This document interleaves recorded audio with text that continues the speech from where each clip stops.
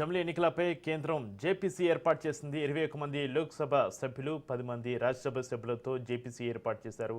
PP Chowdary చైర్మన్గా joint parliamentary committee వేసింది కేంద్రం.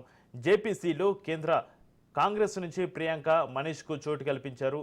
జేపీసీలో సీఎం రమేష్, బాలశౌరి, హరీష్ బాలయోగి సభ్యులుగా ఉన్నారు. వచ్చే పార్లమెంటు సమావేశంలో నివేదిక ఇవ్వనున్నారు.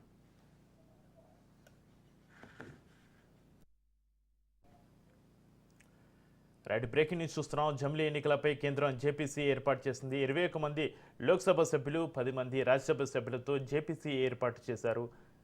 పీపీ చౌదరి చైర్మన్గా జాయింట్ పార్లమెంటరీ కమిటీ వేసింది కేంద్రం. జేపీసీలో కాంగ్రెస్ నుంచి ప్రియాంక, మనీష్కు చోటు కల్పించారు. జేపీసీలో సీఎం రమేష్, బాలశౌరి, హరీష్ బాలయోగి సభ్యులుగా ఉన్నారు. వచ్చే పార్లమెంటు సమావేశంలో నివేదిక ఇవ్వనున్నారు.